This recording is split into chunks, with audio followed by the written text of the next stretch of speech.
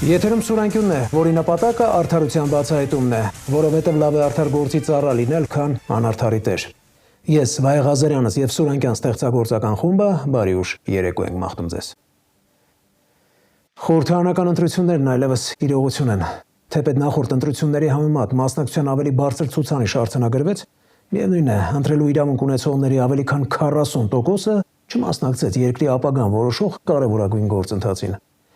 Չմասնակցեց, որովհետև լսեց աննախադեպ թվով ստեր, քաղաքական ուժերի կողմից միմյանց հասցեին հնչեցվող ամենավերջին հայհոյանքներ, ականատեսը եղավ աննախադեպ թվով ձերբակալվածների, մեր ներքին գործերին արտաքին ուժերի աննախադեպ միջամտությանը, պետականությունը խարխլող աննախադեպ արարքների։ Մի խոսքով, ունեցանք ընտրություններ, որոնք ըստ էության պետք է բեկումնային լինեին երկրի արտաքին վեկտորի ընտրության, տարածաշրջանում սեփական դիրքերի ամրապնդման, մեր ինքնության պահպանման տեսանկյունից, սակայն վերածվեցին հերթական թամաշայի։ Ընտրական գործընթացը պետք է ավարտվեր քվեարկության օրը, սակայն նույն եւ հաջորդ օրերի իրադարձություններն ու հայտարարությունները վկայեցին, որ դեռ շատ հարցեր պետք է հստակեցվեն։ Նախ ընդդիմադիր որոշ ուժեր մի շարք տեղամասերում վերահաշվարկ նախաձեռնեցին, որոշները հայտարարեցին ընտրությունների արդյունքները սահմանադրական դատարանում վիճարկելու մտադրության մասին։ Արդյոք բավարար հիմքեր ունեն կամ արդյոք վստահում են սահմանադրական դատարանի դատավորներին, որոնց նախկինում մեղադրում էին իշխանությունների երանգով աշխատելու մեջ, դեռևս պարզ չէ։ Պարզ չէ նաև ընդդիմադիրների մարտավարությունը, եթե սահմանադրական դատարանը արդյունքները անփոփոխ թողնի։ Չէ՞ որ հարցի իրավական կողմից զատ կարևոր է նաև պատգամավորության տեխնացուների բարոյական արժեհամակարգը, ճնշումներին դիմանալու նրանց վճռականությունն ու սկզբունքայնությունը։ Բազմաթիվ քաղաքացիներ խորհրդարան անցած ընդդիմադիր ուժերին կոչ են անում հրաժարվել մանդատներից։ Ու թեպետ ընդդիմադիրները այս կոչերը անպատասխան էին թողնում, սպասելով ընտրությունների վերջնական արդյունքներին, կարևոր համարեցինք հարցը մասնագետի հետ քննարկելը եւ փորձեցինք սահմանադրագետ Վարդան Պողոսյանի հետ գտնել նաեւ վերցնել թե չվերցնել մանդատները հարցի պատասխանը։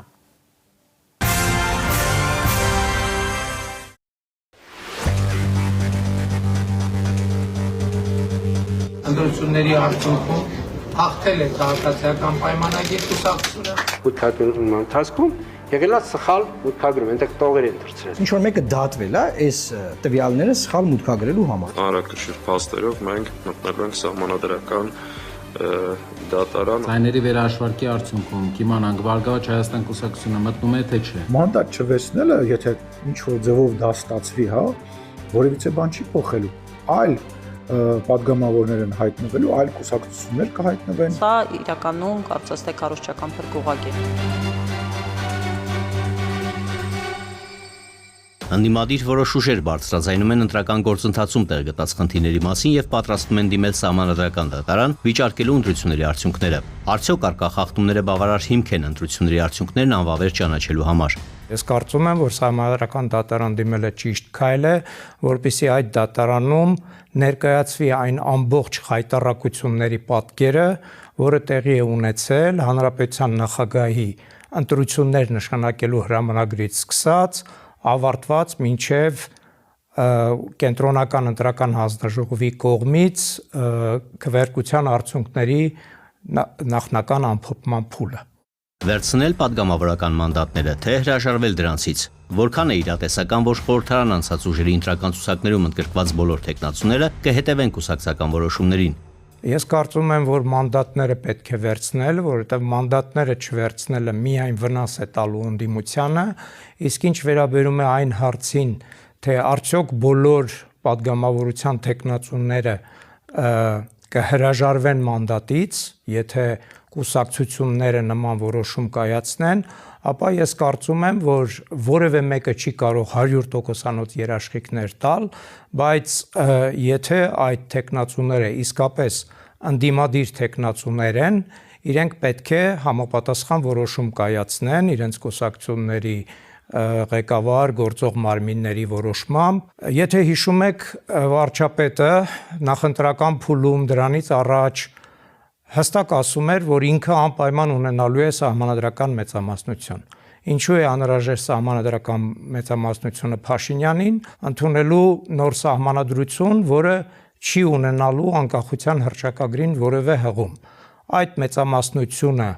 Փաշինյանը չունի եւ արդեն կառավարող շրջանակներում քննարկվում է այն հարցը, թե ինչպես շրջանցել ազգային ժողովը, որպիսի անցկացվի սահմանադրական հանրաքվե։ Հենց միայն այդ պատճառով դա միայն արդեն իսկ բավարար է, որպիսի մանդատներից հրաժարվելու կոչը դիտարկվի որպես էմոցիոնալ կոչ, բայց ոչ ռացիոնալ կոչ։ Երկրորդը նույնպես շատ պարզ փաստարկ է, թե ինչու պետք է վերցնել մանդատները, եթե ընդդիմությունը ազգային ժողովում չունի ներկայացվածություն, ապա միայն փողոցային պայքարը վերջում միևնույն է տանելու է փակուղի։ Եթե ընդդիմադիր ուժերի մանդատներից հրաժարվելու պարագայում սահմանադրությամբ նոր ընտրություններ նախատեսվեին, երկիրը ցնցումների մեջ կհայտնվեր, քանի որ ընդդիմությունն անցանկալի արդյունքի դեպքում միշտ այդ քայլին դիմելու հնարավորություն կունենար։ Մյուս կողմից ընդդիմադիրների խորհրդարան չգնալու պարագայում ազգային ժողովը բաղկացած կլինի մոտ 60 իշխանական պատգամավորներից։ Որն է լուծումը։ Հարցի առաջին մասը իրականում չի ենթադրում, որ լինելու է անպայման քաղաքական ճգնաժամ, որ ընդդիմության բոյկոտի պատճառով անպայման պետք է լինի կրճատված պարլամենտ, 60 հոգուց տվյալ դեպքում բաղկացած պարլամենտ։ Ես ասում եմ, որ ընտրական օրենսգրքի տառը դա է նախատեսում, բայց մյուս կողմից կարող են բերվել նաև հակափաստարկներ, որովհետև ըստ մեր սահմանադրության ազգային ժողովը ըստ 89-րդ հոդվածի պետք է բաղկացած լինի առնվազն 101 պատգամավորից։ Եվ այդ պարագայում կարող են լինել նաև այլ տիպի մեկնաբանություններ, այսինքն քերականական մեկնաբանությունից զատ կարող է լինի նաև սիստեմատիկ մեկնաբանություն, եւ այդ մեկնաբանությունը տալու իրավասությունը պատկանում է սահմանադրական դատարանին, եւ ես գրեթե վստահ եմ, որ եթե ընդդիմությունը չվերցնի այդ մանդատները, ապա մեր ապագա ձևավորվելիք պարլամենտը չի ունենալու 60 մանդատ, այլ ունենալու է 105 մանդատ ամբողջությամբ լցված ՔՊ-ի եւ մերձ ՔՊ-ական կուսակցությունների մանդատներով։ Իշխող ուժի ներկայացուցիչներն ակտարկում են, որ խորհրդարան անցած ընդդիմադիրների մանդատներից հրաժարվելու դեպքում խորհրդարանում այլ ուժեր կհայտնվեն։ Ինչպես է իշխող ուժը լուծելու այդ խնդիրը եւ արդյոք դա օրինական կլինի։ Ըստ ընտրական օրենսգրքի 100-րդ հոդվածի նման բան նախատեսված չէ, որպիսի մանդատներից հրաժարված կուսակցությունների պատգամավորների փոխարեն հետո ազգային ժողովում հայտնվեն այն ուժերը, որոնք չեն հաղթահարել արգելապատնեշները։ Դա ասում է մեր ընտրական օրենսգրքի 100-րդ հոդվածի 3-րդ, 4-րդ եւ 5-րդ մասերը, բայց դա նորից եմ կրկնում միայն քերականական մեկնաբանությունն է։ Կա որոշակի լարվածություն այդ դրույթների եւ սահմանադրության այն դրույթի միջև, որ ազգային ժողովը պետք է բաղկացած լինի առնվազն 101 պատգամավորից։ Օրինականությունը մենք կարող ենք դիտարկել մի կողմից այն տեսանկյունից, որ եթե սահմանական դատարանը նման ուրեմն մեկնաբանման հանգի, ապա դա լինելու է վերջնական։ Ինչքանով օրինական կլինի, ինչքանով օրինական չի լինի, ցավոք սրտի այսօրվա Հայաստանում արդեն առանձնապես մեծ նշանակություն չունի։ Ինչ խնդիրներ կարող են լուծել ընդդիմադիր ուժերը խորհրդարանում, եթե մանդատների բաշխման արդյունքում իշխող ուժը չունենա պատգամավորների ընդհանուր թվի 2/3 կամ 3/5։ 2/3-ի պարագայում խնդիրը շատ պարզ է, 2/3 սահմանադրական մեծամասնությունն է, դա ինչ է նշանակում, որ ցանկացած դեպքում, երբ որ փորձ է արվելու ընդունել նոր սահմանադրություն, ապա այդ սահմանադրությունը ընդունելու համար սկզբում պետք է նախագիծ ներկայացվի ազգային ժողով։ Այդ նախագիծը ներկայացնելու իրավունք ունեն ըստ մեր սահմանադրության 202-րդ հոդվածի առաջին մասի կառավարությունը, պատգամավորների 1/3 եւ 200,000 ստորագրություն ներկայացնող քաղաքացիներ։ Երբ որ դրանցից որևէ մեկը ներկայացնում է նոր սահմանադրության նախագիծ, այդ նախագիծը պետք է ներկայացվի ազգային ժողով, ազգային ժողովը պետք է քննարկի այդ նախագիծը եւ եթե այդ նախագիծը հավանության է արժանանում ազգային ժողովի 2/3 մեծամասնության կողմից, միայն այդ դեպքում է հնարավոր, որ ազգային ժողովը որոշում ընդունի այդ նախագիծը 2/3 ձայների մեծամասնությամբ դնել հանրաքվեի։ Այլ տարբերակ հանրաքվե անցկացնելու մասին սահմանադրություն ընդունելու վերաբերյալ գոյություն չունի։ Մարդկա ելել է շալակն աշխարհի, մարդկա աշխարհն է շալակացնանում։ Վարուժ Սևակի հանճարեղ այս մտքի երկրորդ մասը ամբողջությամբ բնութագրում է Ալավերդիում բնակվող 34-ամյա Հեղնար Գրիգորյանի կյանքը։ Ծննդյան օրվանից, երբ ընդամենը մի քանի օրական Հեղնարին մայրը թողել է աղբամանի մոտ, մինչև այս պահը նրա կյանքի 34 տարիները անցնում են անդադար պայքարի միջով։ Երեխայի ծանր հիվանդություն, ընտանիքին բախտի քմաճույքին թողած ամուսին, գլխի վերևում թեկուզ մարշված, բայց տանիք ունենալու համար կենաց մահու կռիվ։ Մի խոսքով, նման ճակատագրով ու կյանքով ապրող մարդու նույնիսկ մեր էջի շրջանակներում ենք քիչ հանդիպել։ Ինչպես արդեն նշեցի, Հեղնարը ապրում է Ալավերդիում, թեև այդ քաղաքում չի ծնվել։ Տարիներ շարունակ ընտանիքը վարձով է բնակվել Երևանում, սակայն վարձավճարը չվճարելու պատճառով հաճախ երեխաների հետ հայտնվել է փողոցում։ Եղել է ժամանակ, երբ տունել են ունեցել, բայց երբ պարզվել է, որ փոքրիկ Անգելին անտառապում է քաղցկեղի ծանր տեսակով, կարցինոմայով, մայրը առանց վարանելու վաճառել է ամեն ինչ երեխայի կյանքը բրկելու համար։ Անգելինան արդեն բուժման մի քանի փուլ է անցել, սակայն դեղորայքային դեռ 4 կուրս կա, որոնց համար սակայն անհրաժեշտ գումարը չկա։ Բարի մարդկանց աջակցությամբ այսօր Հեղնարը Ալավերդիում փոքրիկ բնակարան է ձեռք բերել։ Տունը սակայն քանդու-քարակ վիճակում է, ու չունենալով որևէ մեկի աջակցությունը, Հեղնարը ավագ դստեր 13-ամյա Ջուլիայի հետ փորձում էին կարգի բերել։ Ուզում է, որ երեխաները ապրեն արժանապատիվ պայմաններում։ Աշխատում է Սանայինի վանքի հարևանությամբ գտնվող փոքրիկ կրպակում, որտեղ սուրճ ու թեյ է վաճառում։ Բայց այդ աշխատանքը կայուն եկամուտ չի ապահովում։ Ոչ էլ թոշակ ու նպաստ է ստանում։ Նայո, Հեղնարին ու նրա երեխաներին ճակատագրի հարվածներից դաժանագույնն է բաժինացել։ Այս ընտանիքի պատմությունը ինչ խոսք սիրտ շարժող է, եւ լիահույս է, որ բարի մարդկանց արձագանքը չի ուշանա։ Այժմ Քնարիկ Պետրոսյանի շալակած աշխարհի բեռը տեսանյութը։ Այս աղբամանը պարզապես աղբաման չէ, հենց այսպիսի մի աղբամանից է սկսվել 34-ամյա Հեղնար Գրիգորյանի կյանքը։ Երբ նա նույնիսկ 40 օրական չէր, երբ դեռ չէր հասցրել ճանաչել աշխարհը, երբ դեռ չէր հասցրել զգալ մոր ձեռքերի ջերմությունը, հենց մայրը սեփական ձեռքերով է նրան թողել աղբամանի մեջ։ Աղջկա ճակատագիրը հանձնելով պատահականության, ցրտի ու անտարբերության ձեռքերին։ Այսօր 3 տասնամյակից ավելի անց Հեղնարն իր պատմությունը պատմում է առանց բարձր ձայնի, առանց որևէ մեկին մեղադրելու, բայց այնպիսի հայացքով, որի մեջ հնարավոր է կարդալ մի ամբողջ կյանք, որը մանկատան պատերի ներսում է անցել, երբ մարդիկ դժվարանում են հավատալ Հեղնարը ցույց է տալիս իր ականջները։ Եք այստեղ կռիսներն են կրծել, այսպես են տեղափոխվել, ու շատ դժվար, պորտս չկտրված։ Մաման մի հատ նենց սրբություն ա, որ Աստված ուղարկում է թրեշտակին, պինդ պահեն թող ժողովուրդը իրանց, թող այն մարդիկ, ովքեր չեն հասկանում իրանց մամանին, թող հասկանան, կյանքը կարճ բան ա։ Կան վերքեր, որոնք ժամանակի ընթացքում սպիանում են, եւ կան վերքեր, որոնք մարդու հետ մեծանում են ամբողջ կյանքում։ Թվում է այսպիսի սկիզբ ունեցող մարդու կյանքում արդեն ամենադժվարը պիտի անցած լիներ, բայց Հեղնարի պատմության մեջ դժվարությունները կարծես երբեք չեն ավարտվել։ Ասում է, ամբողջ կյանքում ավելի շատ պայքարել եմ, քան ապրել, ավելի շատ կորցրել եմ, քան ունեցել, ավելի շատ դիմացել եմ, քան օգնություն խնդրել։ Տարիներ շարունակ նա իր 2 երեխաների հետ ապրել է տնակներում, երբեմն վարձով բնակարաններում, երբեմն մի հասցեից մյուսը տեղափոխվելով, երբեմն էլ ընդհանրապես առանց իմանալու, թե հաջորդ շաբաթ որտեղ են ապրելու։ Վարձը չվճարելու պատճառով նա անգամ հայտնվել է փողոցում 2 փոքրիկ երեխաների ձեռքը բռնած։ Հայտնվել այնպիսի իրավիճակում, երբ մայրն այլևս ոչ թե վաղվա, այլ ընդամենը այս գիշերվա մասին է մտածում, թե որտեղ պիտի քնեն երեխաները, թե ինչպես պիտի չմրսեն, թե ինչպես պիտի չզգան, որ աշխարհը նրանց նկատմամբ անարդար է։ Եղել է ժամանակ երազել է լողանա։ Լոգանքանք, տուալետ չունեինք անգամ գնում էինք։ Բայց դե լավ անցել ամեն ինչ, փառք Աստծուց, անցել է։ Հիմա տունն էլ ունեմ, տուալետն էլ ունեմ, առաջինը որ այս տունը ուզում էին գնեինք, զանգահարել եմ, տերերս տե չէին, դեռ պարտկել եմ $500 պարտկեմ տանտիրոջը, չեմ վերջացրել լրիվ գումարը,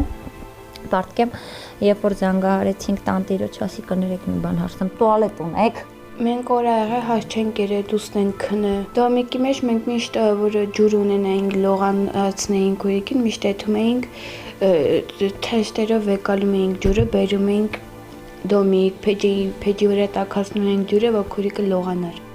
Բայց ճակատագիրը Հեղնարի համար պահել էր մի փորձություն, որը ցանկացած ծնողի կարող է կոտրել։ Նրա դստրիկը 5-ամյա Անգելինան ընդամենը երեխա էր, երբ բժիշկները հայտնեցին սարսափելի ախտորոշումը։ կարցինոմա, քաղցկեղ, մի բառ, որը կարող է մի ակնթարթում փոխել ամբողջ ընտանիքի կյանքը։ Այդ օրը Հեղնարը հասկացավ, որ այլևս ոչինչ կարևոր չէ, ոչ տունը, ոչ ունեցվածքը, ոչ իր սեփական կյանքը, կարևոր էր միայն մեկ բան՝ փրկել երեխային։ Չեմ դիմանում, ցավում էր։ Իսկ ինչ էր մտածում այդ ժամանակ։ Որ մամաս ինձ սիրում է, ես էլ լիանամ սիրում։ Քիմիայի ժամանակ երեխու ցավերը մի հատ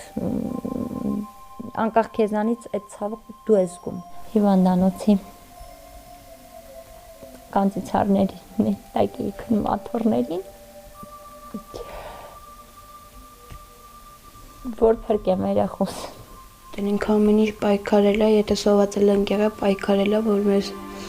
չտանի մանկատուն։ Ունեին այն, ինչ մարդիկ տարիներով են ստեղծում, բայց երբ փոքրիկի կյանքի հարցն առաջ եկավ, Հեղնարը վաճառեց ամեն ինչ բառի ամենաուղիղ իմաստով։ Ամեն ինչ որպեսզի վճարի բուժման համար, որպեսզի երեխային հնարավորություն տա շարունակել ապրել, որպեսզի մի օր Անգելինան դպրոց գնա, ընկերներ ունենա, մեծանա ու նույնիսկ չհիշի, թե ինչի միջով է անցել իր մայրը։ Այսօր փոքրիկը բուժման ճանապարհի մի մասն անցել է, բայց պայքարը դեռ ավարտված չէ։ Արշևում եւս 4 դեղորայքային կուրս կա, 4 փուլ, որոնց արժեքը Հեղնարի համար անհասանելի գումար է։ Ռեմիսիայի փուլում ենք մենք։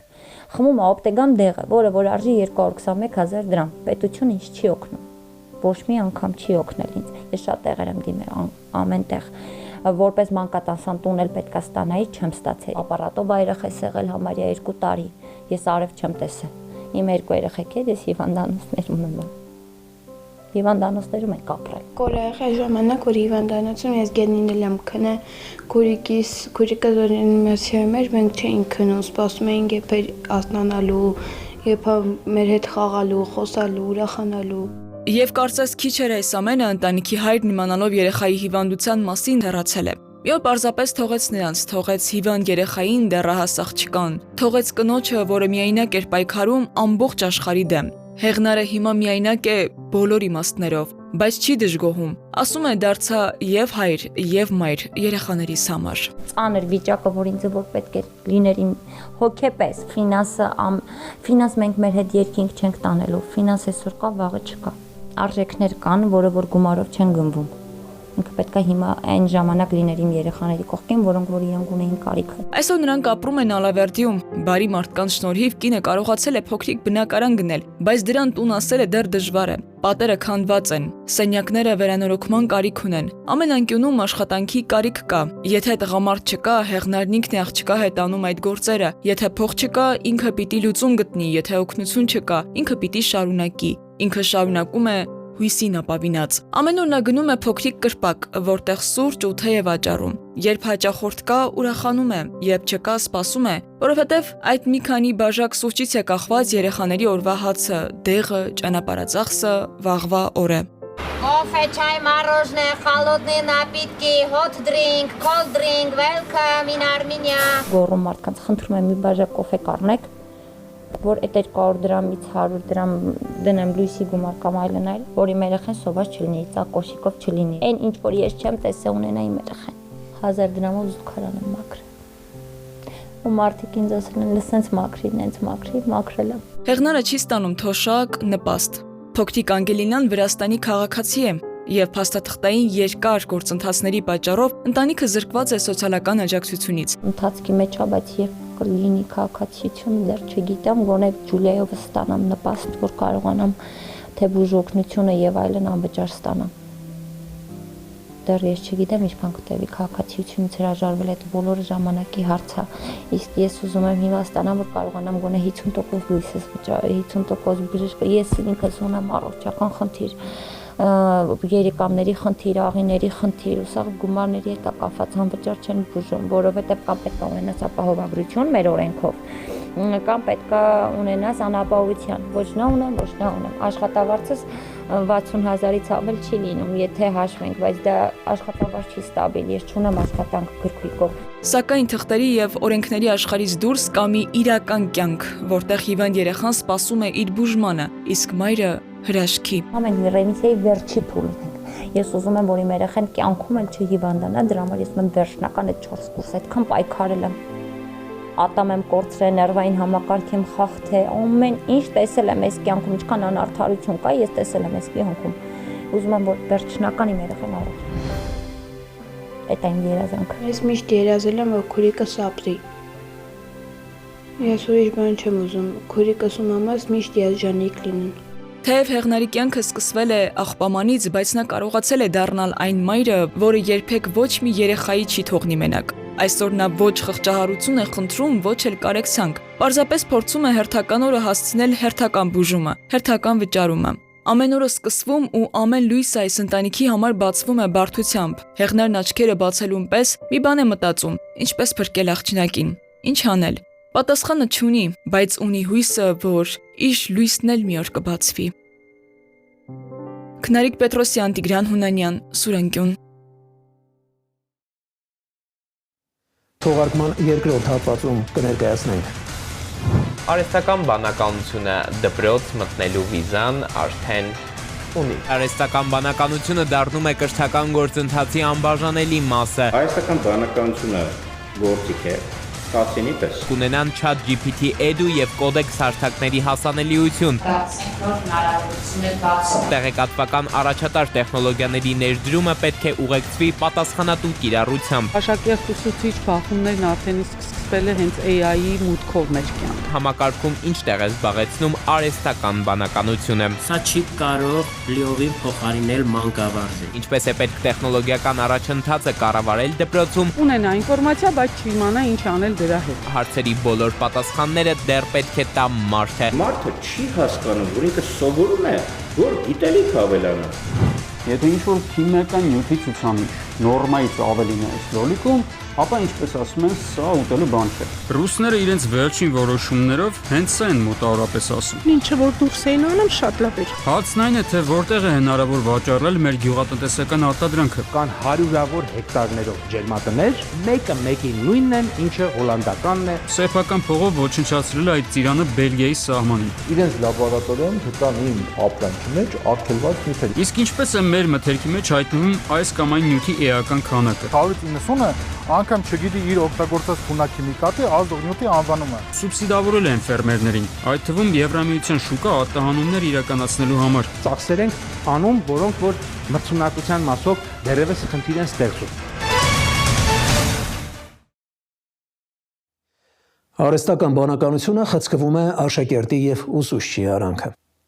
Թերևս այսպես կարելի է բնութագրել կրթության նախարարության դպրոցների ու բուհերի համար շուրջ 50,000 կրթական բաժանորդագրություն ձեռք բերելու որոշումը։ Ըստ այդմ, առաջիկա սեպտեմբերից կրթական հաստատությունները հասանելիություն կստանան ChatGPT Edu եւ կոդեքս հարթակների համար, ինչը ըստ նախաձեռնության հեղինակների կնպաստի կրթության որակի բարձրացմանը։ Կասեք, ինչ կա որ նախարարությունը այդ չի մնում համաշխարհային թրենդերից ու ողջունելու փոխարեն էլի որոշել է քննադատել։ Այո, որոշել են քննադատել կամ գոնե զգուշացնել, որ առանց պատասխանատու կիրառության այս գործիքները կարող են պատուած դառնալ թե երեխաների, թե ծնողների համար։ Փորձագետներն ասում են, որ մեր հասարակությունում ակադեմիական անազնվությունը, արտագրությունն ու գրագողությունը սովորական պրակտիկա են դարձել։ Իսկ այս գործիքների կիրառման հետևանքով դրանք ավելի մեծ թափ կստանան։ Ու խնդիրը ոչ այնքան տեխնոլոգիաների առկայությունն է, որքան դրանց օգտագործման մշակույթի բացակայությունը։ Եթե երեխաները ընդհանրապես արտագրելու են ճիշտ պատասխանները, ապա նրանց ինքնուրույն մտածելու եւ վերլուծելու կարողությունները շեշտակի նվազելու են, որովհետեւ կրթությունը առաջնարդ մարդ-մարդ հարաբերությունների մասին է, ոչ թե մարդ-տեխնոլոգիա։ Հետևաբար պետք չէ զարմանալ, եթե ոչ հեռու ապագայում երեխաները չկարողանան պատասխանել նույնիսկ ամենատարական երկու գումարած երկու հարցին։ Իսկ արդյոք իրերի նման դասավորվածության պարագայում դպրոցներ ու մանկավարժներ ընդհանրապես պետք են։ Հարգելի ծնողներ, եթե ձեզ համար կարևոր է, որ ձեր սիրասուն զավակը չդադարի մտածել, զարգացնի իր վերլուծական միտքը, նրան հնարավորինս հեռու պահեք արհեստական բանականության այդ շփումներից, այլապես գալու է մի պահ, երբ չի գիտակցելու ոչ իր տեղն ու դերը հասարակությունում, ոչ էլ սեփական արարքների հետևանքներն ու վտանգավորությունը։ Ներկայացնում եմ Էդուարդ Պողոսյանի, որ զավակը սիրասուն ռոբոտ չդառնա տեսանյութը։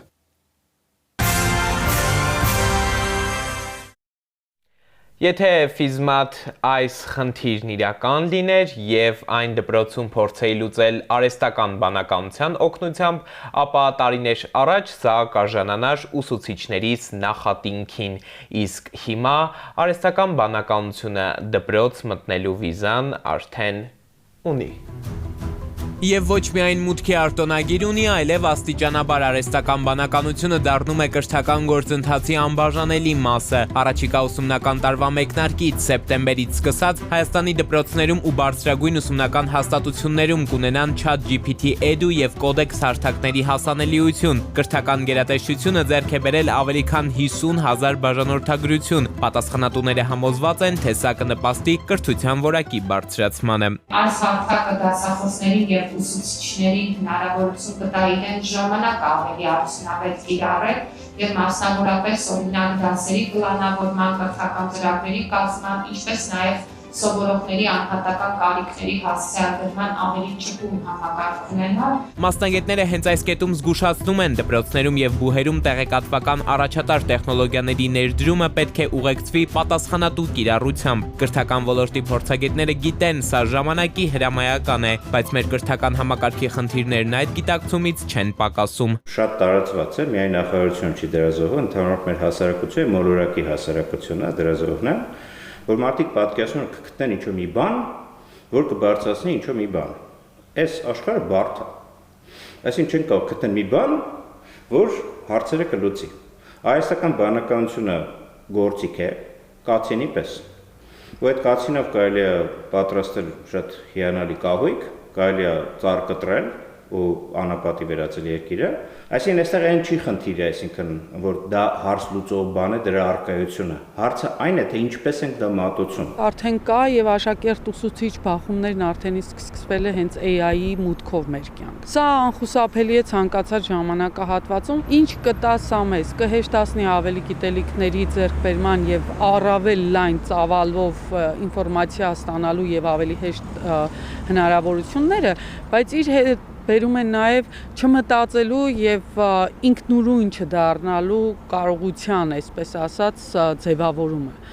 Այսինքն չունես, չես էլ ունենա։ Նախարարությունում էլ գիտեն, նուրբ է այն լարը, որից այս կողմում դպրոցում, բուհում արհեստական բանականությունը աջակցող, այն կողմում պրոցեսին խանգարող գործիք դարձնելն է։ Շատ կարևոր է, որպես մենք համակարգված ու հետևողական մոտեցմամբ եւ մանկավարժությամբ արհեստական բանականությունը դարձնենք ոչ թե խոչընդոտ, ոչ թե արգելք, այլ դարձնենք նոր հնարավորություններ բացող։ Կրթական համակարգում արհեստական բանականությունը դարձնենք գործիք, որը հնարավորություններ է բացում, ասում է նախարար Անդրեասյանը, բայց հարց ում համար։ Մանկավարժը վստահ է, կոնկրետ ուսուցիչներն իրենց բնատուր ինտելեկտով դեռ պետք է սպասեն հասկանալու համար, թե համակարգում ինչ տեղ է զբաղեցնում արհեստական բանականությունը։ Բարդ հարց է, որովհետև իրոք ուսուցչի դերը նվազեցվելու է այս դեպքում։ Չեմ կարող հստակ պատասխան ասել, որովհետև սա պետք է փորձարկվի, հասկանանք ուսուցչի դերը որտեղ է սկսում այս գործիքակազմի կիրառման ժամանակ եւ որտեղ է ավարտվում։ Հավանաբար խոչընդոտներ կլինեն, դժգոհություններ կլինեն անպայման մանկավարժներից, որովհետև վերջին շրջանում բավականին շատ ծրագրեր ծանրաբեռնում են նրանց, բայց ասեմ, որ սա չի կարող լիովին փոխարինել մանկավարժին։ Մանկավարժին ամբողջությամբ փոխարինելու հարց առայժմ իհարկե ոչ միայն մեր, այլև համաշխարհային օրակարգում չկա, թե ինչպես է պետք տեխնոլոգիական առաջընթացը կառավարել դպրոցում, այս հարցի պատասխանն էլ ըստ փորձագետի ոչ մի կողմում գիտեն, ոչ մյուս։ Փոխարեն Նստարեկ Թադևոսյանի աշխարհում արհեստական բանականության շատ ավելի լավ աշխատող նոր գործիքներ կան, որոնք փաստացի մեզ դեռ չեն հասնում։ Աշխարհում այդ հարցը դեռ լուծված չի։ Այսինքն մենք հիմա ժամանակաշրջանում ենք ապրում, որ տեխնոլոգիական առաջընթացը շատ ավելի ռադիկալ տեմպերով է զարգանում, քան թե մեր սոցիալական ինստիտուտները, ռազմավարությունը եւ քաղաքականությունները։ Այո, հիմա արդեն գծագրվում են, մի քանի տարբեր երկրներ արդեն լավ էքսպերիմենտներ ունեն, ինչ որ լավ արդյունքների հասնում են, բայց դեռ մեր մոտ քաղաքական մակարդակում ցավոք ճիշտ չենք մոտեցել ասացին։ Ռիսկերը չափված չի ու մենք կարծես ցանկացած ծրագիր, որը որ լինում է, մեր կրթության մեջ հայտնվում է մի անգամից եւ հայտնվում է շատ համառորեն, այսինքն ոչ թե պիլոտ ենք անում, որ հասկանանք ռիսկերը, որ հետագայում գնահատենք, թե ինչ տվեց սերունդին եւ ինչ վերցրեց, այլ մի անգամից բերում ենք, մտցնում ենք դաշտ եւ կարծես մատուցում ենք դա մի շատ լավ բան։ Մասնագետները նաեւ նշում են, որ մեր հասարակությունում ակադեմիական անազնվությունը այն է արտագրությունը, գրագողությունը բարձր մակարդակի վրա է։ Փորձագետների խոսքով սրանք դարձել են սովորական պրակտիկա եւ հիմա արհեստական բանականության գործիքներն իհարկե նպաստելու են, որ այդ ամենն ավելի ուշ գնանա։ Ըստ նրանց, խնդիրը ոչ թե տեխնոլոգիաների առկայությունն է, այլ դրանց օգտագործման մշակույթը։ Այդ գործընթացը ավելի է հեշտացնելու այդ արտագրություններ կամ copy-paste կոչվածը։ Ամենաֆունդամենտալ, ամենակարևոր խնդիրն նա է, որ մարդը չի հասկանում, որ ինքը սովորում է, որ գիտելիք ավելանա, ինքը մտածում, որ ինքը սովորում է, որ քննություն տա, որ տեստ տա, որ դիպլոմ ստանա, դա աբսուրդ է, դա աբսուրդների աբսուրդն է։ Մի առարկա բերեցին թվային տեխնոլոգիաներ, գիտելիքներ եւ այլն եւ այլն։ Բացարձակ ոչինչ չասող մի հատ առարկա է իբր համացանցի եւ կիբերհանցագործության կանխման, երեխաների ինֆորմացիայի բարելավման եւ այլն եւ այլն։ Ընդհանրապես ոչ մի օգուտ չունի, լայնածավալ ներդրմանը պատրաստ չի։ Սերունդը կդադարի ուղղակի սովորել, մտածել, զարգանալ, կրթվել, ինքնակրթվել եւ առաջ գնալ։ Իսկ սրանք շատ կարեւոր կարողություններ են, թե չէ մեր կրթությունը ինքնին արդեն գիտելիքը տալիս է, կարողություն քիչ է զարգացնում, հիմա այստեղ ավելի նպաստում ենք, որ հենց այդպես էլ լինի։ Ունենա ինֆորմացիա, բայց չիմանա ինչ անել դրա հետ։ Վերջաբանի համար արհեստական բանականությանը հենց ChatGPT-ին հանձնարարեցինք ամփոփել Սուրանկյան անդրադարձն այս թեմային, առանձնացրեց երկու հարց, սահմանեց խնդիրը, ամփոփեց իրավիճակը։ Այսօր արհեստական բանականությունը մտնում է դասարան որպես նոր գործիք, բայց դեռ պարզ չէ, վաղվա դպրոցում այն ավելի շատ կսովորեցնի պատասխաններ գտնել, թե հարցեր տալ։ Մինչև մասնագետները շարունակում են փնտրել այդ հավասարակշռությունը, կրթական համակարգը մտնում է մի փուլ, որտեղ տեխնոլոգիաների արագությունն ու մարդու պատրաստվածությունը պետք է փորձեն քայլել նույն տեմպով։ Իսկ այդ ճանապարհին ով ինչ կսովորի, աշակերտը, ուսուցիչը, թե ամբողջ համակարգը, ցույց պիտի տա ժամանակը։ Թեև այս տեքստը գրել է արհեստական բանականությունը, հարցերի բոլոր պատասխանները դեռ պետք է տա մարդը։ Իսկ ամենակարևոր հարցը կրթության մեջ թերևս մնում է նույնը՝ տեխնոլոգիաները կօգնեն ավելի լավ սովորել, թե պարզապես ավելի հեշտ անցնել ճանապարհը։ Էդուարդ Պողոսյան, Տիգրան Հունանյան, Անդրանիկ Ներկարարյան, Սուրանկյուն։ Ինչ է հիմնականում արտահանում Հայաստանը։ Պղինձ եւ մոլիբդեն, համաձայն եմ։ Վերամշակված կամ թարմ գյուղմթերք, էլի համաձայն եմ։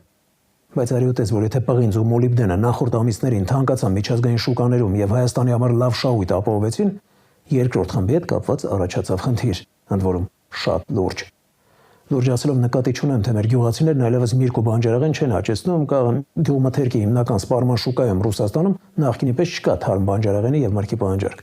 Նկատի ունեմ փաստը, որ Հայաստան-Ռուսաստան հարաբերությունների սրման պատճառով Ռոսսելխոզնadzորը մեկը մյուսի հետևից արգելեց հայկական մթերքի ներկրումը։ Որպես պատճառ նշում են լաբորատոր հետազոտությունների արդյունքները, որոնց ճշմարտացիությունը հայ մասնագետների մի մասի մոտ կասկած է հարուցում, մի մասի մոտ ոչ։ Իսկ ովքեր չեն կարծում, որ հայկական ապրանքների նկատմամբ Ռուսաստանի, այսպես ասեմ, վետոն արդարացված է։ Նրանք, ովքեր ծանոթ են ռուսական շուկա արտահանվող հայկական որոշ ապրանքների անորակությանը, ինչը հատկապես վերաբերում է կոնյակին։ Ոլորտի պատասխանատուները այս մասին տեղյակ են, խոստանում են լուծել խնդիրները։ Իսկ մինչև այդ հղում անելով եվրոպացի գործընկերներին վստահեցնում են, թե առաջիկայում հնարավոր կլինի հայկական գյուղմթերքի արտահանումներ իրականացնել Եվրամիության շուկա։ Մինչդեռ այս հարցում եւս հորետեսական կանխատեսումների պակաս չկա։ Արդյոք Եվրամիությունը կընդունի հայկական ապրանքներ, որոնց հետ կապված խնդիր ունի անգամ ստանդարտների շատ ավելի մեղմ պահանջներ կիրառող ԵԱՏՄ շուկան։ Ոլորտում գործունեություն ծավալող տնտեսվարողները վստահ են, որ անկախ քաղաքական օրակարգերից ռուսական շուկայից ամբողջությամբ հրաժարվել հնարավոր չէ, նույնիսկ եթե հայկական արտադրանքը համապատասխանեցվի եվրոպական պահանջներին։ Թե ինչի մասին է խոսքը, Արմեն Աթալյանի «Պոլիտիկայի պատանդի պտուղները» տեսանյութում։ Այս լոլիկի տեսքը, ապրանքային տեսքը լավն է, իմ տեսանկյունից այո։ Իսկ համը նույնիսկ փորձել եմ ճաշակին ընկեր չկա եւ ինձ դուր է եկել։ Իսկ որակը Այ որակը ավելի ճշգրիտ հասկացություն է, այսինքն կապ չունի ճաշակի հետ։ Եթե ինչ-որ քիմիական նյութի ցուցանիշ նորմայից ավելին է այս լոլիկում, ապա ինչպես ասում են, սա ուտելու բան չէ։ Չնայած գեղեցիկ է եւ գուցե համեղ։ Ռուսները իրենց վերջին որոշումներով հենց սա են մոտավորապես ասում, ինչը բնականաբար քաղաքական ենթատեքստ ունի, բայց հայ փորձագետները միշտ էլ շեշտել են, որ Ռուսաստան մտնող հայկական արտադրանքը տեղ-տեղ էական խնդիրներ ունի, եւ ռուսները դա գիտեն։ Պարզապես հիմա այդ ամենի վրա էլ աչք չեն փակում։ Ածը են բացել, ջերմոցներ են հավաքում, ամեն ինչը տեղին, բայց հիմա արդեն լրիվ արդեն հոգնել են։ Էլ չեն ուզում անել, որտեվ առևտուրը չկա, ռեալիզացումը չկա, ինչ էր լավ էր, որ դուրս էին հանում, ամեն ինչը։ Մենակ վարդը չէ, ծիրանն այդ այն ամեն ինչը որ դուրս էին անում շատ լավ էր։ Հարցն այն է, թե որտեղ է հնարավոր վաճառել մեր գյուղատնտեսական արտադրանքը։ Նախորդ տարի մենք գրեթե $1 միլիարդ թարմ եւ վերամշակված գյուղմթերք ենք արտահանել Ռուսաստան։ 2025-ին օրինակ Ռուսաստանի Դաշնություն մերոնք 96 միլիոն 200 հազար հատ ծաղիկ են արտահանել։ Մի պահ պատկերացրեք այդքան ծաղիկ, գրեթե 100 միլիոն հատ։ Ականջետ կանչի Ալլա Պուգաչովա։ Հայաստանում կան հարյուրավոր հեկտարներով ջերմատներ, որոնք մեկը մեկի նույնն են, ինչը հոլանդականն է, ֆրանսիականն է, գերմանականն եւ այլն։ Այսինքն ամենաժամանակակից տեխնոլոգիաներ, անգամ կառուցապատողը ֆրանսիական ընկերությունն է։ Ահա, Եվրամիությունն է լուծումը։ Մի ճշգրտում, 2 կամ 300 հեկտար ջերմատունը կառուցված է եվրոպական ստանդարտներով, իսկ մնացածը Հայաստանում 1200 հեկտարից ավելի ջերմատուն կա հիմա։ Այն ամենաբարձր ստանդարտը, օրինակ, չգիտեմ, Global Gelb սերտիֆիկատ։ Այդ ունի եւ ֆրանսիացի ֆերմերը եւ հայաստանցի ֆերմերը։ Փորձեք գտնել ձեր շրջապատում ֆերմերի, ով ունի միջազգային ստանդարտի սերտիֆիկատ։ Այդպիսիք շատ քիչ են եւ որպես կանոն խոշոր բիզնեսի ներկայացուցիչներ են։ Ստացվում է, որ Եվրամիության շուկա արտահանման շանս ունեն միայն միլիոնավոր դոլարների շրջանառություն ունեցող խոշոր արտադրողները։ Կան նաեւ փոքրերը, որոնք առանց պետության միջամտության իրականացնում են այդպիսի արտահանում, բայց դա տարիների ահռելի ջանքերի արդյունք է։ Երբ որ արտադրող ուզում է արտադրի Եվրոպա, ինքը պետք է հասկանա, որ ինքը 5-ից 7 տարի պետք է շարունակաբար ներդրումներ կատարի եւ փորձի այդ իր կատարած ներդրումների վերադարձելությունը պրոյեկցիա անի առնվազն 10 տարվա վրա։ Արեգը հենց այն ձեռնարկատերերից է, ով ի սկզբանե սեփական արտադրանքը փորձել է արտահանել Եվրամիություն։ Ընթացքում բազմաթիվ ձախողումներ է ունեցել։ Կա որոշակի վերին շեմեր, ավելի քան 700 անուն թունաքիմիկատների համար Հայաստանում չունենք լաբորատորիա, չունենք այդ հնարավորությունը, որ մենք թարմ կամ չորացված արտադրանքը վերամշակված կամ ոչ վերամշակված տեղում կարողանանք ենթարկենք փորձաքննության եւ այդ 700 պարամետրերով հասկանանք համապատասխանում է թե ոչ։ Տարիներ առաջ մի ձեռնարկատեր Բելգիա ծիրան արտահանելու փորձ է արել։ Արդյունքում սեփական փողով ոչնչացրել է այդ ծիրանը Բելգիայի սահմանին։ Բելգիական լաբորատորիան ֆիքսել է, որ բերքի մեջ միկրոէլեմենտներից մեկը սահմանված նորմից բարձր է։ Մեր ապրանքը տվել եմ Հայաստանում լաբորատոր փորձաքննության իմ ապահովագրության համար։ Հետո ուղարկել եմ Գերմանիայի իմ հաճախորդին, ինքը տվել է Եվրոֆինս լաբորատորիային եւ ցուցանիշները սարսափելի տարբեր էին։ Իրենց լաբորատորիայում գտան իմ ապրանքի մեջ արգելված նյութեր եւ իմ բախտը բերեց, որ միայն մեր լաբորատոր փորձաքննության արդյունքով չուղարկեցի, թե չէ Գերմանիայում այդ ապրանքը թափելու էին։ Իսկ ինչպես է մեր մթերքի մեջ հայտնվում այս կամ այն նյութի էական քանակը։ Աղտոտված հող, ջուր կամ հենց ֆերմերի ոչ գրագետ աշխատանքի արդյունք։ Եթե մենք այսօր գնանք գյուղացիներից 100-ին հարցնենք, 100-ից 90-ը անգամ չգիտի իր օգտագործած թունաքիմիկատի ազդող նյութի անվանումը։ Այսինքն ինքը գնում է խանութ, ասում է ինձ տվեք տզի դեղ, ենթադրաբար կարծելով, որ այդ դեղը կարա որակը վատը լինի կամ կեղծված լինի եւ այլն, ինքը 2-3 անգամ ավելի բարձր դոզա է օգտագործվում, որպեսզի ինքը համոզվի, որ այնտեղ ամեն ինչ նորմալ է։ Հենց սա էլ ամենակարևորն է՝ թունաքիմիկատներ, պարարտանյութեր, ծանր մետաղներ։ Սրանց մասով Հայաստանում կամ վերահսկողություն չկա, կամ էլ վերահսկողությունն ինչ-որ աղմուկին ի պատասխան է, պարզապես տեղային բնույթ ունի։ Օրենսդրությունը ուժի մեջ է մտնելու ամբողջությամբ Եվրոմիության տարածքում 2027 թվականի հունվարի 1-ից եւ Հայաստանում ես ավելի քան վստահ եմ, որ մեծամասնությունը տեղեկացված չի այս խնդրի մասին։ Սննդի հետ շփվող սարքավորումներում պետք է միներալ յուղեր, հանքային յուղեր չօգտագործվեն։ Սկսած կոմբայնից մինչև վերջնական փաթեթավորման սարքավորումներով հանքային յուղեր օրինակ չպետք է օգտագործեն։ Այսինքն Եվրամիությունը կարող է ամբողջությամբ վերացնել Հայաստանից ներկրվող բերքի մաքսատուրքը, բայց երբեք չի վերացնի սննդամթերքի որակի համար սահմանված նորմերը։ Պիտի այդ պեստիցիդներ, պարտանյութեր հստակ լինեն դեղատոմսի նման։ Ենթադրենք դու ունես այսքան հեկտար հողատարածք, դու չիմացությամբ չես կարող գնել խանութից, թունաքիմիկատների խանութից քո ուզած թունաքիմիկատը։ Դու պիտի ունենաս համապատասխան մարմիններ, որոնք քեզ այդ չափորոշի չտան, դու դա անես։ Մյուս հացն էլ աշխարհագրությունն ու ինքնարժեքն է։ Կա թյուր կարծիք, թե հայկական գյուղմթերքը մատչելի է։ Հացն այն է, թե մատչելի է ու մատադրանքի համեմատ, ով է մրցակիցը։ Ինքնաթիռով արտանումը մոռացեք, որտեղ այնքան թանկագինը 1 կիլոգրամի վրա ավելանում է $2 չափ։ Տենց գյուղմթերք չկա, որի վրա տրանսպորտային ծախսը ավելացնես կիլոգրամը $2, ինքը սկսի վաճառել։ Եթե մենք վերցնում ենք հատապտուղներ, ելակ, որը արտադրվում է օրինակ Մարոկոյում, արտադրվում է Եգիպտոսում, արտադրական ծախսեր եւ տրանսպորտացիոն ծախսերի առումով երբեք չենք կարող համեմատել ոչ Եգիպտոսի, ոչ Մարոկոյի հետ։ Բարձր կաբինետներում պաշտոնյաներն արդեն մի քանի օր վստահեցնում են, որ սուբսիդավորել են ֆերմերներին, այդ թվում Եվրամիության շուկա արտահանումներ իրականացնելու համար։ Քանի որ մենք դեռևս ԵՄ-ի հետ ուղիղ սահման չունենք եւ հեռավորության բավականին մեծ հեռավորություն ենք հիմնական շուկաներից, մենք այստեղ բավականին շատ ծախսեր ենք անում, որոնք որ մրցունակության մասով դեռևս խնդիր են ստեղծում։ Իրականում Եվրամիությունը ոչ մի առանձնահատուկ բան չի անում։ Կա մաքսային բացր տուրքերով սեփական արտադրողներին պաշտպանելու պրակտիկա եւ կա ավելի նուրբ, հարյուրավոր բաց նորմերով սեփական շուկան փակ պահելու քաղաքականություն։ Եվրոպացիք այս վերջինն են հենց կիրառում։ Բացի այդ, նույնիսկ եթե այդ խոչընդոտները հաղթահարվեն, եվրոպական շուկայում ծանոթ չեն հայկական արտադրանքին։ Եվրոպացին սովոր է գազարագույն կլոր ծիրանի։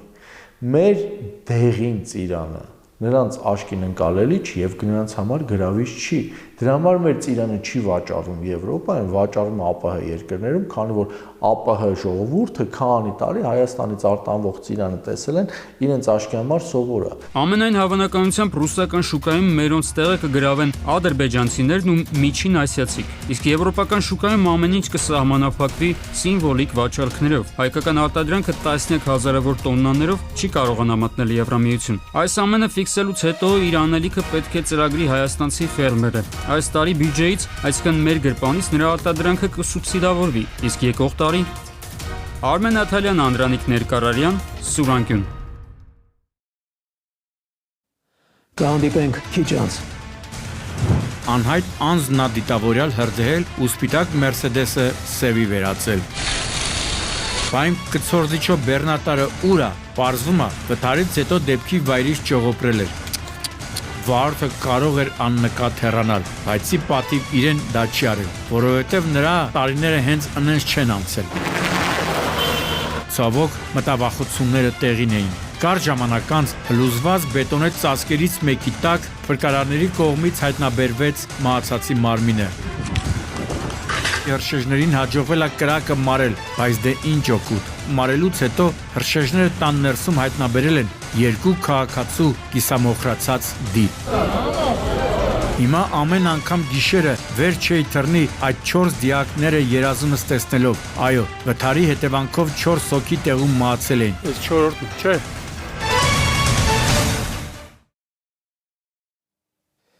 Խորհրդարանական ընտրությունների օրը տեղի ունեցավ դաժան մի պատահար, որը հասկանալի պատճառներով դուրս մնաց հանրության ուշադրությունից։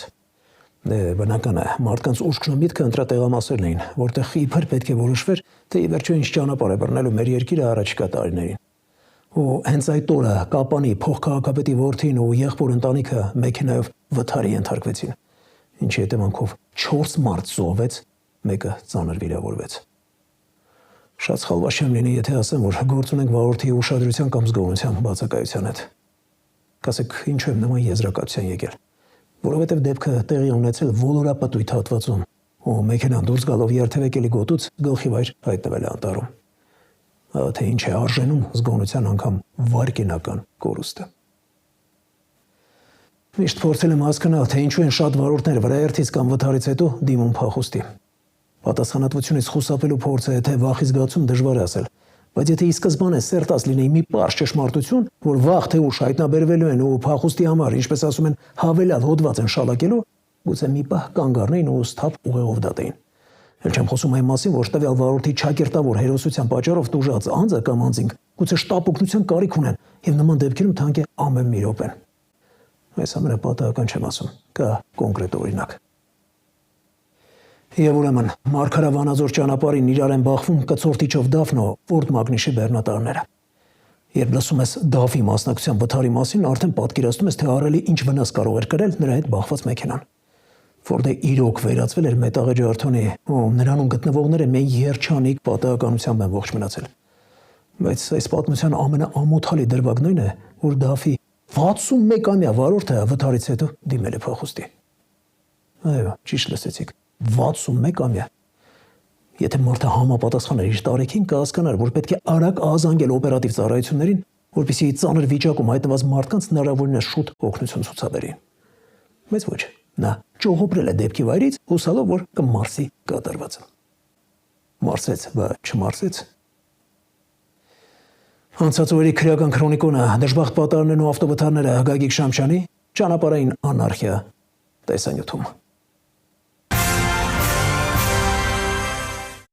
Այ ժողովուրդ ջան, մինչ բոլորը տարված եք խորհրդարանական ընտրություններով, հետո ափսոսանքով, թե ինչու սենց եղավ, այն դեպքում, երբ ուրիշ ձև չէր էլ կարելի ակնկալել, իմ մասով լիքը իրադարձություն եղավ։ Մի կերպ եմ հասցրել ժամանակ գտնել ու քաղաքացիական պարտքս կատարել, թե չէ քիթ քորելու ժամանակ չկար, անգամ հասա Սյունիքի մարզ, բայց ոչ թե պարզելու, թե ինչպես են սյունեցիները քվեարկելու այլ Կապանի փոխքաղաքապետի եղբոր ընտանիքի ողբերգության հետևից, երբ վթարը խլեց 4 մարդու կյանք։ Մի խոսքով, ժողովուրդ ջան, հունիսի 7-ը հեչ լավ օր չէր բոլոր առումներով։ Բայց տեսանյութը սկսենք մայրաքաղաքից։ Ավելի ստույգ նոր վարչական շրջանի Դավիթ Մայլան փողոցի շենքերից մեկում տեղի ունեցած միջադեպից։ Չնայած ինչ միջադեպ, մարդը իր համար գիշերը նուշ քնած, այս մեքենան կուլագնում կրակի լեզուներին։ Անցած կյանքում այս մեքենան Mercedes է կոչվել, բայց հիմա մոխիր է դառել։ Ու հարցը, թե ինչի հետևանքով, հետաքրքրում էր ոչ միայն ինձ եւ իրավապահներին, այլև երկաթե նժույգի այս տիրոջը։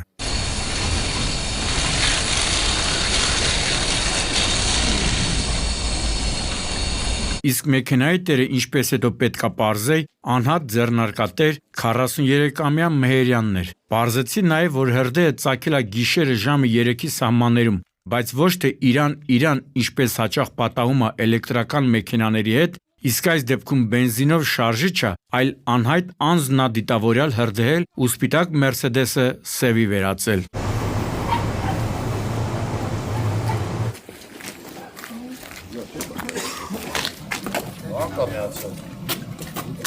Այսինքն նա, ով սա արել է, հաստատ ցանկացել է տիրոջը վնաս հասցնել ու փաստորեն հաջողել է։ Մեքենան դարձել է ոչ շահագործելի, իսկ դեպքի վայրում հավաքվածները ասում էին, թե մոտավոր վնասը կարող է մինչև $10,000 կազմել։ Դե Մեհերյան ջան, իրավապահները այդ վարկածի ուղղությամբ են աշխատում եւ փորձելու են պարզեն, թե ում ճանապարհն է կտրել, ով է եղել այն ստահակը, որ ցանկացել է քեզ վնաս հասցնել։ Իրավապահները այս գլուխ կոտրուկը կարծում եմ արագ կլուծեն, հաշվի առնելով, որ հիմա աչ ու ձախ տեսախցիկներ կան։ Բացի դա, Մեհերյանն էլ կարող է արժեքավոր տեղեկատվություն հաղորդել, իսկ մինչ այդ պետք է հասկանա, թե ինչ անի այս երկաթե նժույգի հետ։ Կան ներսից կանակ բացակավ։ Եթե Դավիթ Մայլան փողոցում ստահակը մեքենան այրել ու փախել է, ապա Մարգարա Վանաձոր ճանապարհին մեկ այլ արի ու մի ասա, աղմախ վթարվել ու փախել է։ Եվ ուրեմն ժամը 20:30-ի սահմաններում տեղեկություն ստացա, թե նշածս ճանապարհին Երնջատապ գյուղի խաշմերուկում իրար են բախվել 61-ամյա Տիգրանիկ Կցորդիչով բեռնատարն ու 31-ամյա Արմանի Ֆորդ Մագնիշի բեռնատարը։ Մտածեցի երկու բեռնատար են բախվել, գիգանտների մենամարտա ու արագ մեկնեցի դեպքի վայր։ Այնտեղ է խփե, չէ՞։ Իսքան հա կամազ իսքան ընդհանուր քանի վիրավոր է 3 վիրավոր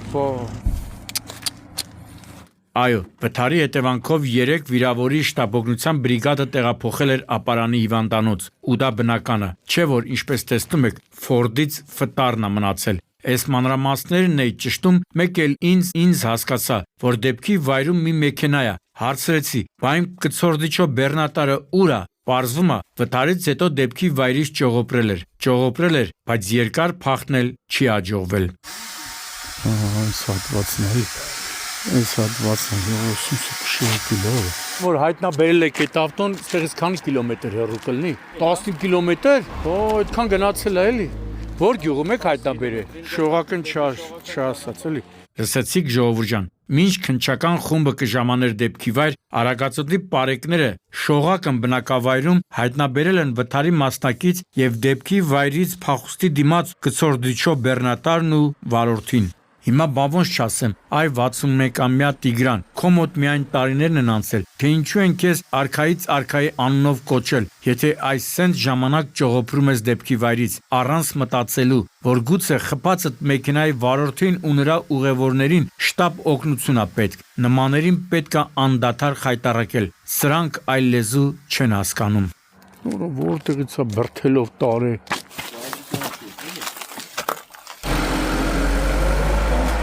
Քիչ առաջ նշեցի, որ դեպքից հիմնական ճողոպրում են վրաերթի հեղինակները, ու դա այդպես է, բայց ոչ միշտ։ Հաճելի բացառությունը ներկայացվող տեսանյութն է, թեպետ տեղի ունեցածի մեջ միակ հաճելի պահն է։ Չեմ չարաշահի ձեր համբերությունն ու ասեմ, որ նախընտրական քարոզարշավի վերջին օրը հունիսի 5-ի առավոտը դիմավորեցի Գեղարքունիքի մարզում, իսկ ավելի կոնկրետ Երևան-Սևան-Իջևան ավտոճանապարհի 63-րդ կիլոմետրին։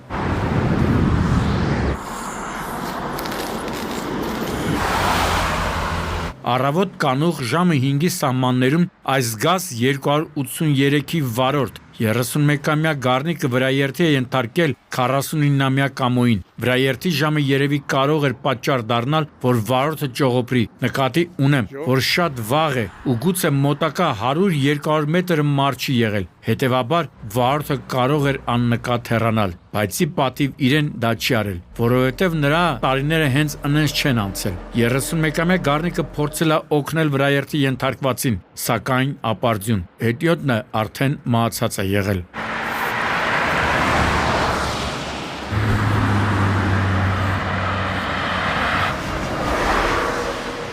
Վարորդը ենթարկվել է սթափության փորձաքննության, պարզվել է, որ սթափ է, ու այս բոլոր հանգամանքները դատարանը հաստատ հաշվի կառնի։ Հա, քիչ էր մնում մոռանայի։ Սևանցիները ասում էին, որ այդ հատվածում հաճախակի են լինում վրաերթեր, այդ թվում մավան ելքով, ու դրանցից մի քանիսի մասին Սուրանկյունը ներկայացրել է։ Այնպես որ, պարոնայք վարորդներ, այս պատմությունից պիտի 2 դաս քաղել։ Դաս առաջին, երբեք եւ ոչ մի պայմաններում չճողոպրեք դեպքի վայրից։ Դաս երկրորդ, այս հատվածում շատ զգույշ եղեք։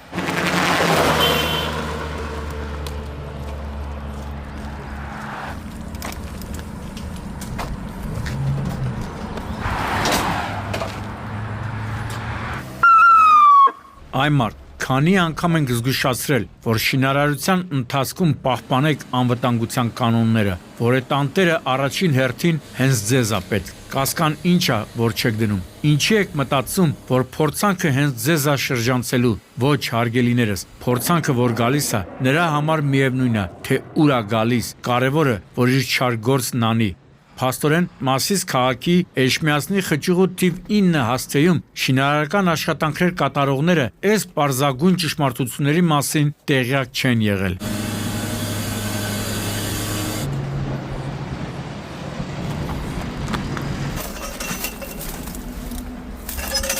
Մի հատ տեսնեն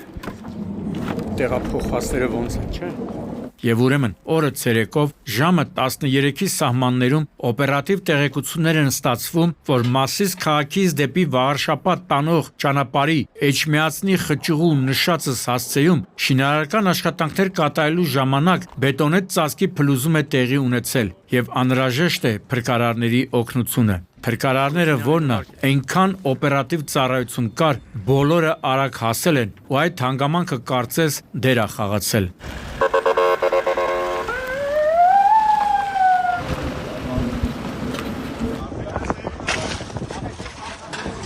տեղում է նաև մեր Չորքոտանի ընկերը, որի օգնությամբ հատուկ փրկարարական աշխատանքների իրականացման կենտրոնի փրկարարները պետք է պարզեն, թե արդյոք փլատակների տակ էլի մարդ կա, թե միայն այդ երկու հոգին են, որոնց արդեն տեղափոխել էին հիվանդանոց։ Ցավոք, մտավախությունները տեղին էին։ Կարճ ժամանակ անց փլուզված բետոնե ծածկերից մեկի տակ փրկարարների կողմից հայտնաբերվեց մահացածի մարմինը։ Ու հիմա չգիտեմ, եթե սաղավարտը գլխին լիներ, արդյոք կմահանար։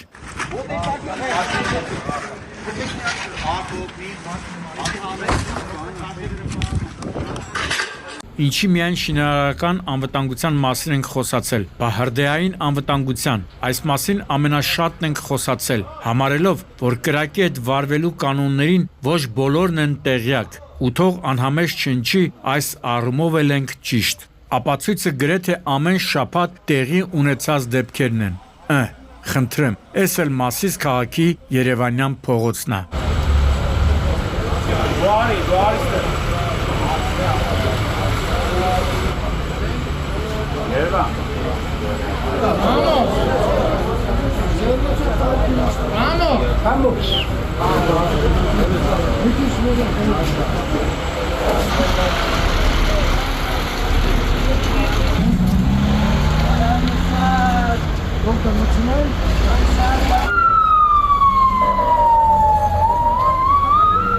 Հենց այս փողոցի տներից մեկում են երեկոյան ժամը 20-ի սահմաններում Մասիսի բնակիչները կրակ ու ծուխ նկատել։ Անմիջապես ահազանգել են 112 օպերատիվ կառավարման կենտրոն ու մինչև հրշեջների ժամանումը իրենք են պայքարել կրակի լեզուների դեմ։ Իսկ րոպեներ անց ժամանած Մասիսի հրշեջներին հաջողվել է կրակը մարել, բայց դե ինչ օգուտ։ Մարելուց հետո հրշեջները տան ներսում հայտնաբերել են երկու քաղաքացու կիսամոխրացած դի։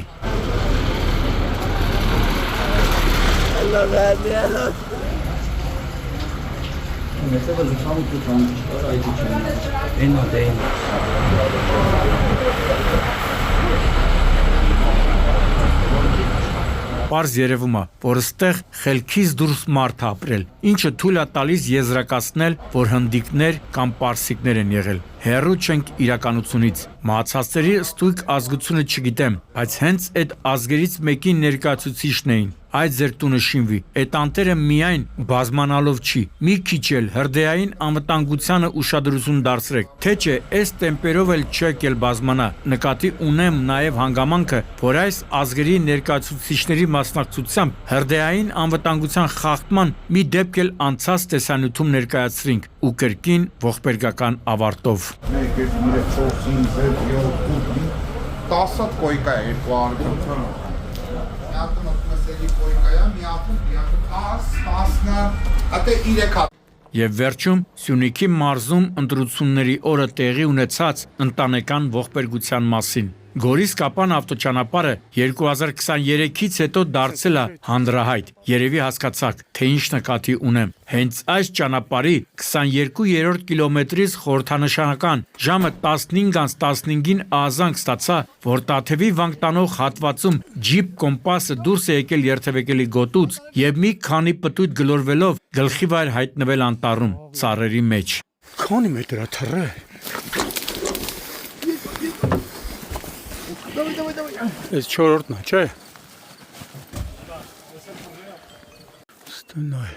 Այն սաղիրա բախումի տեղերն է։ Հա։ Գլորվելով եկել է։ 4-ն էլ դրսում հայտնաբերել։ Հա, ու վերևի մարմինները։ Թե ինչ հսկայական տարածություն հաղթահարեցի, մինչև հասա գլխկոնձի տված ամենագնացին, հևոցներիցս հասկացաք, բայց ինչ լավ կլիներ, եթե ընդհանրապես ստեղ չլիներ։ Հիմա ամեն անգամ գիշերը վեր չէի թռնի այդ 4 դիակները երազումս տեսնելով։ Այո, վթարի հետևանքով 4 հոգի տեղում մահացել էին, եւ այլ բան ակնկալել հնարավոր էլ չէր։ Հեսա թե սաղայրան հետքերա։ Անվտանգության բարձիկները սաղ բացվել է։ Այս ծառը չելեր վաբշե կգլորվեր։ Նայ որտեղից են վերևից ամենաբարձր տեղից գահավիժել է էլի։ Պարզեցի, որ մահացածներն ու վիրավորները Սյունիքի մարզի բնակիչներ են, բոլորը ազգականներ։ Իսկ վթարի վայրը պարեկները հայտնաբերել են դրոնի միջոցով։ Հաջորդ օրը տեղեկացանք, որ մեքենան վարել է 46-ամյա Հարություն Հարությունյանը։ Վթարի հետևանքով նա, ինչպես նաև 41-ամյա Ազնիվ Գևորգյանը, 14-ամյա Հայկ Հարությունյանն ու 19-ամյա Տիգրան Հարությունյանը տեղում մահացել են։ Իսկ 17-ամյա Էմիլիա Հարությունյանը մարմնական վնասվածքներով տեղափոխվել է Գորիս բժշկական կենտրոն։ Պարզվեց, որ մեքենայի մեջ եղել են Կապանի փոխհամայնքապետ Մարատ Հարությունյանի որդին, եղբայրը ու եղբոր ընտանիքը։ Աստված իմ, իրոք թշնամուն էլ չես ցանկանա։ Ցավակցելով մահացածների հարազատներին կրկին անգամ հորդորում ենք, որպեսզի պահպանեն ճանապարհային երթևեկության կանոնները եւ որ ամենակարևորն է, ամրակապվեն, քանի որ մահացածների մարմինները Գորիսի փրկարարներն ու քաղաքացիները հայտնաբերել են ավտոմեքենայից դուրս տարբեր հատվածներում։ Անվա հեծաններն էլ կոտրվել։ Դրոնով գտել եք էլի։ Մի ամբողջ ընտանիք։ Գագիկ Շամշան, Սուրանկյուն։ Այսքանը գնանք լույսի հետևից դրանից պայծառը չկա։ Կհանդիպենք հունիսի 21-ին ժամը 22-ին։ Աստված պահապան հայազգին։